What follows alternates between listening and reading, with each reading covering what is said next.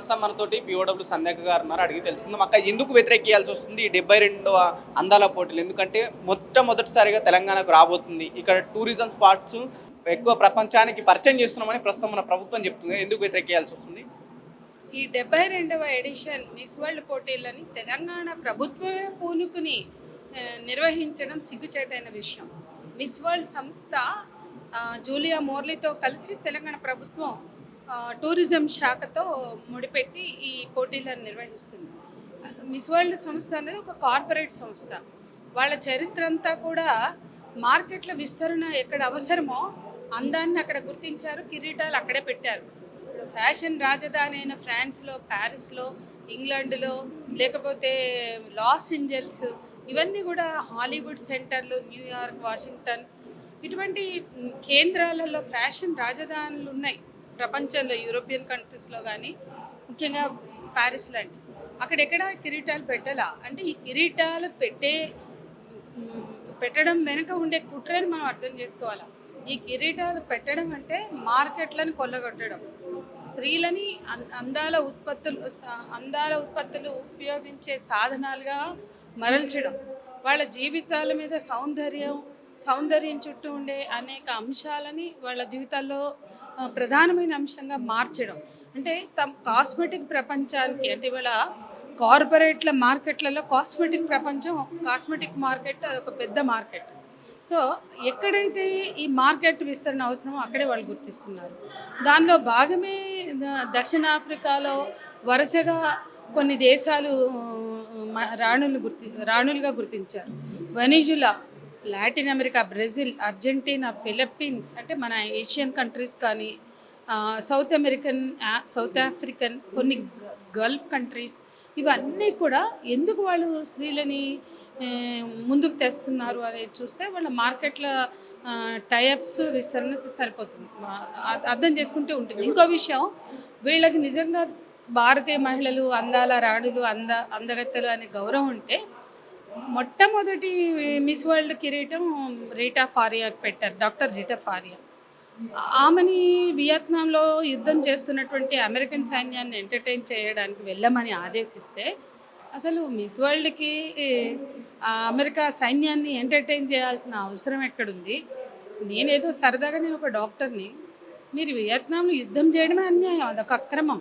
మళ్ళీ దాంట్లో పోయి నేను అమెరికన్ సోల్జర్స్ని ఎంటర్టైన్ చేయాలా? నేను చెయ్యను అంటే, అయితే నీకు ఎందుకు కిరీటం పెట్టావు, నువ్వు కిరీటం పడేయని గుంజుకున్నారు. ఆమె కూడా పడేసి వెళ్ళిపోయింది. ఆ తర్వాత 66 నుంచి మళ్ళీ 94 నూతన ఆర్థిక విధానాలు ప్రవేశపెట్టి అతిపెద్ద ఇండియన్ మార్కెట్ చైనాకి వెళ్ళడానికి వీళ్ళకి లేదు. ఎందుకంటే వాళ్ళని వాళ్ళే తయారు చూసుకుంటారు.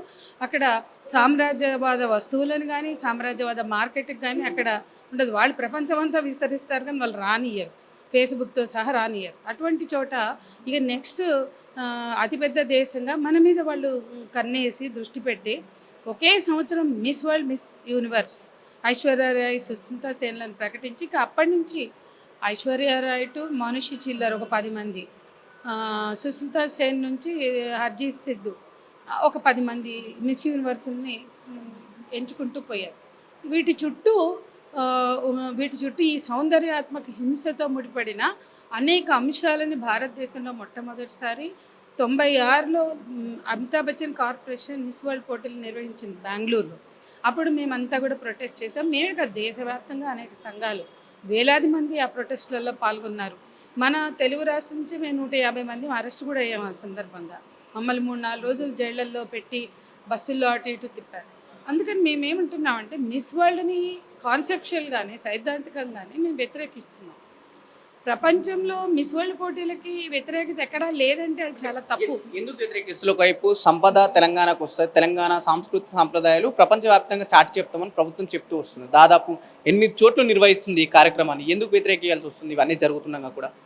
ఈ 8 చోట్ల ఈవెంట్లు జరపచ్చు. మే 10 నుంచి మే 31 వరకు గ్రాండ్ ఫినాలే తోటి ముగిస్తాయి. వీళ్ళ బికినీ కంటెస్ట్లు, లేకపోతే వీళ్ళు రకరకాల కంటెస్ట్లలో తెలంగాణ సంస్కృతికి కానీ, తెలంగాణ సాంప్రదాయాలకు కానీ, తెలంగాణ పిండి వంటలకు కానీ స్పేస్ ఉండదు. ఎందుకంటే ఫిలిప్పీన్స్లో జరిగినప్పుడు, దక్షిణాఫ్రికాలో జరిగినప్పుడు, వెనిజులాలో జరిగినప్పుడు, ఆయా జోహాన్స్బర్గ్లో జరిగినప్పుడు, ఆయా ఇతర కంట్రీస్లో జరిగినప్పుడు ఆ దేశ సాంప్రదాయాలు కానీ ఆ దేశ వస్త్రధారణ కానీ మిస్ వరల్డ్ పోటీల్లో ఎక్కడా కూడా చోటు దక్కలేదు. కాబట్టి మనకి కూడా ఉంటుందని మేము అనుకోవట్లేదు. ఒకవేళ చేనేతకి పట్టం కడతాము అంటే ఒక ఈవెంట్లో పెడతామంటే ఒక్కరోజు 140 దేశాలకు చెందిన అందగత్తెలు ఈ చేనేత పీలికలు వేసుకుని క్యాట్ బ్యాక్ చేసినంత మాత్రాన చేనేతకి మార్కెట్ దొరుకుతుందని మేము అనుకోవట్లేదు. దానికన్నా ఒక ఇంటర్నేషనల్ ఎక్స్పో పెట్టి చేనేతకి అందులో మార్కెటింగ్ అవకాశం కల్పించండి, మహిళా ఉత్పత్తులకు మార్కెటింగ్ అవకాశం కల్పించండి. రేపు మీరు జరపబోయే అందాల పోటీల్లో మహిళలు తయారు చేసే ఉత్పత్తులను అమ్మే దమ్ము కూడా వీళ్ళకి లేదు. ఉన్న డ్వాక్రా బజార్లో ఎత్తి అవతల పడేసిండ్రు. తరుణి హట్స్ లేవు, డ్వాక్రా బజార్ లేవు. మహిళలు సెల్ఫ్ హెల్ప్ గ్రూప్స్ తయారు చేసిన ఉత్పత్తులకు మార్కెటింగ్ గ్యారంటీ కూడా కల్పించలేని ఈ పాలకులు మహిళల్ని ఉద్ధరిస్తామంటే ఎట్లా నమ్మాలా? మీకు పెన్షన్లు ఇచ్చే దిక్కు లేదు. జీవితం అంతా ఉద్యోగాలు చేసి రిటైర్ అయిన వాళ్ళకి పెన్షన్లు ఇస్తలేరు. జీతాలు లేవు. మున్సిపల్ కార్మికులు రోడ్లు ఊడ్చి మోరీలు శుభ్రం చేసే మహిళా కార్మికులకి 4 నెలల నుంచి జీతాలు లేకపోతే మొన్న సీతక్కకు పోయి మేము మెమరాండం ఇచ్చాం. అంటే నేనేమంటున్నా అంటే మీరు మహిళల ఉపాధిని పట్టించుకోరు, భద్రత కల్పించరు. ఎంఎంటీఎస్లో గంజాయి వ్యసనపరుడు దాడి చేస్తే ఆ పిల్ల దూకేసి ప్రాణాలతో కొట్లాడుతుంది. 4 ఏళ్ల పాప మీద అత్యాచారం, 6 ఏళ్ల పాప మీద అత్యాచారం. తల్లిదండ్రులు పనికి బయటకు వెళ్తే ఇళ్లలో ఉన్న ఆడపిల్లల మీద గంజాయి వయసులు ఎగబడి అత్యాచారాలు చేస్తే మీకు ప్రొటెక్ట్ చేయడం చేత కాదు. అంటే మహిళల భద్రత గురించి గత 2012 తర్వాత ఒక రివ్యూ మీటింగ్ కూడా పెట్టలేదు. మహిళల భద్రత కల్పించడంలో, మహిళలకి సాధికారతను కల్పించడంలో, మహిళా ఉపాధి కల్పనలో మీరు మహిళల సెంటర్డ్ డెవలప్మెంట్ని తీసుకొస్తారనే ఆశతో మేము గత పాలకులను వ్యతిరేకిస్తూ అవన్నీ వాళ్ళ ఫెయిల్యూర్స్ అని మీకు చెప్పాం. కనీసం ఈ ప్రభుత్వం వచ్చాక ఒక సమీక్షా సమావేశం లేదు. ఒక మహిళా సంఘాల జేఏసీ నుంచి ఒక టీంని పిలవలే. అందరికి చెప్పాం, అడిగాం, వాళ్ళందరినీ అడిగాం, సీఎం దగ్గరుండే మనుషులను అడిగాం, మహిళా మంత్రిని అడిగాం, మల్లు రవి గారిని అడిగాం. ఎవరు కూడా మాకు ఇంతవరకు సీఎం గారితో కల్పించడానికి కూడా, అంటే తెలంగాణ రాష్ట్ర సాధనలో సగభాగమైన మహిళల ఆకాంక్షలు వినడానికి చేతగానప్పుడు, ఓపిక లేనప్పుడు, అర్థం చేసుకునే శక్తి మీకు లేనప్పుడు మీరు నిర్ణయించుకున్న మిస్ వరల్డ్ పోటీలతో మాకేంటి సంబంధం? ఇప్పుడు ప్రస్తుతం ఉన్న ప్రభుత్వం అయితే ఎక్కువ మహిళలకి పెద్దపీట వేసింది. ఈ హామీల విషయంలో కావచ్చు, వాళ్ళకి ఇచ్చే పథకాల విషయంలో కావచ్చు. ఎందుకు పట్టించుకోలేని మీరు ఎందుకు వ్యతిరేకించాల్సి వస్తుంది? 6 గ్యారంటీల్లో ఒక గ్యారంటీ మహిళలకు ఉచిత బస్సు ప్రయాణం. ఆ బస్సు ప్రయాణం చేస్తున్న మహిళలకి వెళ్ళి మీరు అడగండి, ఈ మిస్ వరల్డ్ పోటీలు వాళ్ళు కోరుకుంటున్నారా? వాళ్ళకి గర్వకారణమా?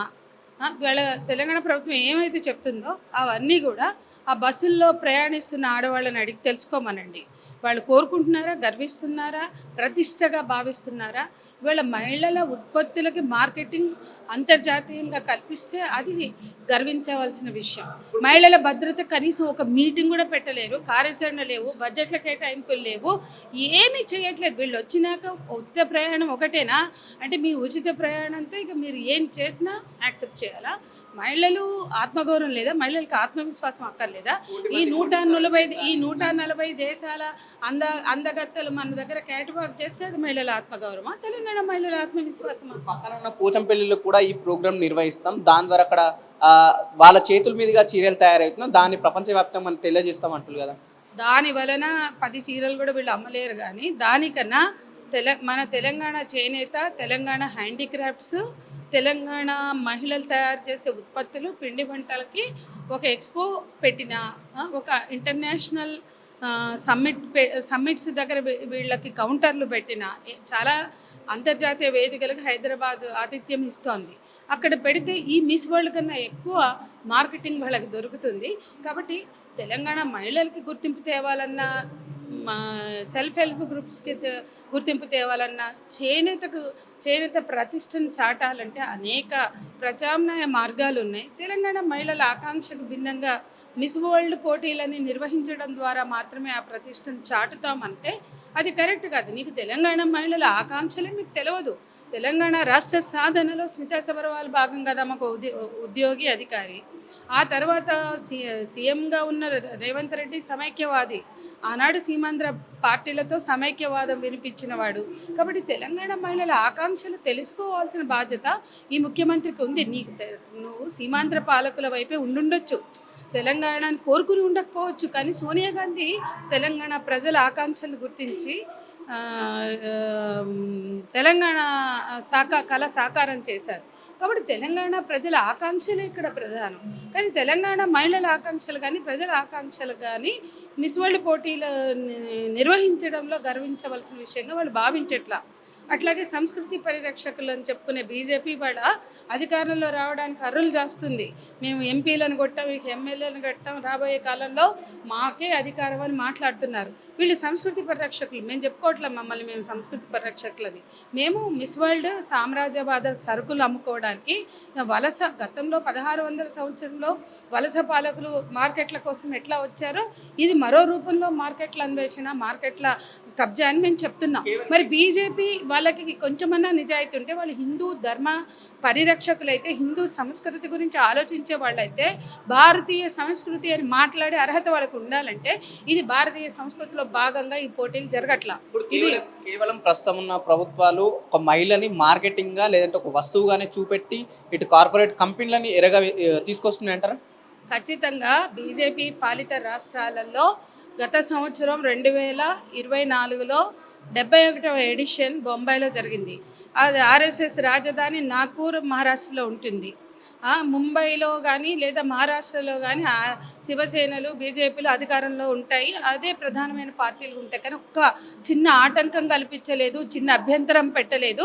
మళ్ళీ తెల్లారు లేస్తే సొల్లు కబుర్లు చెప్తారు. భారతీయ సంస్కృతి పత్తికట్టాను, భారతీయ సంస్కృతి హిందూ ధర్మం అంటారు. ఏ విధంగా హిందూ ధర్మం మిస్ వరల్డ్ అవుతుంది, ఏ విధంగా భారతీయ సంస్కృతిలో భాగం మిస్ వరల్డ్ అవుతుంది? అది బికినీ కంటెస్ట్గా ప్రారంభమై రకరకాల ఈవెంట్స్ వాళ్ళు పెట్టారు. దాన్ని బ్యూటీ విత్ పర్పస్ అంటారు, బ్యూటీ విత్ ఇంటెలిజెన్స్ అంటారు. ఏది చెప్పినా ఆ మిస్ వరల్డ్ అంటే ఆ స్త్రీల శరీరాలకి కొలతలు విధించి పోటీలు పెట్టడం భారతీయ సంస్కృతిలో భాగం కాదు, భారతీయ మహిళలకు గౌరవం కలిగించే విషయాలు కాదు. మీరు 71వ ఎడిషన్లో పాల్గొన్న మహిళల వస్త్రధారణ చూడండి. ఆ వస్త్రధారణ అంటే నేనేమంటున్నా అంటే ఇక్కడ కేవలం వస్త్రధారణని మనం చర్చనీయాంశం చేయట్లా, కానీ ఆ పోటీలకు ఉద్దేశించినటువంటి థీమ్స్ చూడండి. ఆ థీమ్స్లో మహిళల గౌరవం ఉందా, సాధికారత ఉందా, సంక్షేమం ఉందా, భద్రత ఉందా? ఏదీ లేదు. కాబట్టి పొద్దున్న లేస్తే సంస్కృతి పరిరక్షకులం అనేవాళ్ళు శివసేన, బజరంగ్ దళ్, విశ్వ హిందూ పరిషత్, సంఘ్ పరివారాలు ఎందుకు నోరు మూసుకుని కూర్చుంటున్నాయి? వాళ్ళని అడిగితే మీడియా వాళ్ళు వెళ్ళి మమ్మల్ని మాట్లాడొద్దన్నారు, మాకు పైనుంచి ఆర్డర్స్ అని చెప్తున్నారు. అంటే ఎలన్ మస్క్, ట్రంప్ కలిసి అక్కడ ఛాందస్వాదం మాట్లాడతారు, మార్కెట్ సంస్కృతిని అన్ని రకాలుగా యువత మీద రుద్దుతారు. ఇక్కడ అదానీ, అంబానీలు, మోడీ షాలతో కలిసి మార్కెట్లతో అంటకాగుతారు. అంటే ఈ దేశంలో ఆర్ఎస్ఎస్ ప్రారంభమైన నుంచి కూడా బ్రిటిష్ వలసవాదానికి వ్యతిరేకంగా వాళ్ళు పోరాడలేదు, దానికి దాసోహం అంటూనే ఉన్నారు, జీ హుజూర్ జో హుకుం అంటున్నారు. కాబట్టి సామ్రాజ్యవాదులతో పోరాడడం వీళ్ళ లక్ష్యం కాదు, దేశ సార్వభౌమాధికారం వీళ్ళ లక్ష్యం కాదు. దేశ ప్రజల సంస్కృతి వనరుల మీద మనకే ఆధిపత్యం ఉండాలి, అవి దోపిడీకి గురి కావద్దు, మన సంస్కృతి పోతుంది, మన భాషలు పోతున్నాయి, మన ఆహార అలవాట్లు పోతున్నాయి. సొల్లు కబుర్లు ఎందుకు రానియకండి. బీజేపీ పాలిత రాష్ట్రాల్లో బర్గర్ కింగ్లు, పిజ్జా హట్లు, ఆ పిజ్జా కార్నర్లు తీసి అవతల పడేయండి. అవి మన ఫుడ్డా, మనకు అవసరమా? పొద్దున్న లేస్తే సామ్రాజ్యవాదులకి గులాంగిరి చేసే మత సంరక్షకులు, మత ఛాందసవాదులు ఎవడి మీద రుద్దుతారు? మాకు అక్కర్లేదు. మేము అంటున్నాం, మేము భారతీయ మహిళలకి ఈ మిస్ వరల్డ్ పోటీలతో ఎటువంటి సంబంధం లేదు.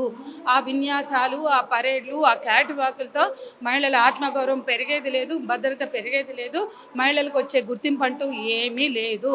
దానివల్ల రీటా ఫారియా కిరీటం గుంజుకున్నట్లే అనేక మంది కాంట్రాక్టులు పెట్టి ఆ కాంట్రాక్టర్లకి భిన్నంగా వాళ్ళు పోతే వాళ్ళని హింసించినట్లే దీని చుట్టూ మార్కెట్ ప్రయోజనాలు ఉంటాయి తప్ప క్రూరమైనటువంటి కార్పొరేట్ల ప్రయోజనాల కోసం అంతగానం అర్రులు చేస్తూ రేవంత్ రెడ్డి సర్కార్ ఎందుకు ముందుకు పోతుంది?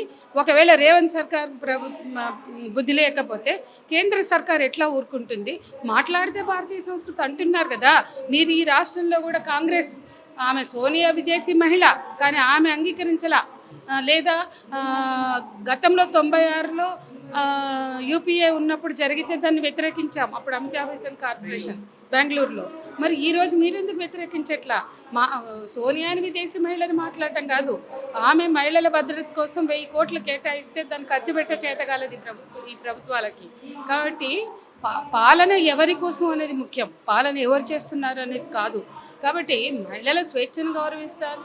ఇవాళ ఎక్కడైనా అత్యాచారాలు జరిగితే వాళ్ళ డ్రెస్ కల్చర్ గురించి మాట్లాడతారు, అది చాలా అన్యాయం. ఆ డ్రెస్ కల్చర్ మాట్లాడేటువంటి ఈ పాలకులు ఈ పోటీలను ఎట్లా అంగీకరిస్తున్నారు? వాలంటైన్స్ డే మన సంస్కృతి కాదు. వాలంటైన్స్ డే అమ్మాయిలు అబ్బాయిలు కనపడితే పెళ్ళిళ్ళు చేస్తామని తెగబడి తెగించి దాడి చేసేవాళ్ళు ఈ పోటీలను ఎట్లా అంగీకరిస్తున్నారు? ఇది ఏ విధంగా భారతీయ సంస్కృతిలో భాగంగా చెప్పదలుచుకున్నారో మేము ప్రశ్నిస్తున్నాం. కేంద్ర రాష్ట్ర ప్రభుత్వాలు ఇద్దరు కూడా మిస్ వరల్డ్ నిర్వహించడం అంటే కార్పొరేట్లకు గులాంగిరి చేయడమే. అందులో భాగమే ఈ పోటీలు. సామ్రాజ్యవాదాన్ని వ్యతిరేకించే సంఘాలుగా, సంస్థలుగా మేము విద్యార్థి యువజన సాంస్కృతిక కుల నిర్మూలన సంఘాలు మట్టి వాసనతో బతికే ఆడవాళ్ళ కోసం, శ్రామిక మహిళా విముక్తి కోసం పనిచేస్తున్న సంఘాలుగా వీటిని మేము వ్యతిరేకిస్తున్నాం. రైట్, ఇది పరిస్థితి. ఇక్కడ ఏదైతే సుందరయ్య విజ్ఞాన కేంద్రంలో ఏర్పాటు చేసిన ప్రోగ్రాంలో పూర్తిగా అందాల పోటీని వ్యతిరేకిస్తూ ఇక్కడ ప్రోగ్రాం నిర్వహించడం జరుగుతుంది. దీనికి ఎంతోమంది సభ్యులు వచ్చి అటు వివిధ పార్టీల నుంచి, వివిధ సంఘాల నుంచి అందరు అభ్యర్థులు వచ్చి దీనికి ఖచ్చితంగా మేము వ్యతిరేకిస్తున్నాం. దీనికి బడ్జెట్ కేటాయించడం ఇది పూర్తిగా ఏదైతే అసందర్భం అని చెప్పేసి ఇటు వాళ్ళు చెప్పడం జరుగుతుంది. దీనివల్ల తెలంగాణకు ఎటువంటి లాభం లేదు, దీనివల్ల కేవలం నష్టమే. తెలంగాణ సాంస్కృతిక సాంప్రదాయాల మీద దెబ్బపడే అవకాశం ఉందని చెప్పేసి ఇక్కడ ఉన్న వాళ్ళు చెప్పడం జరుగుతుంది.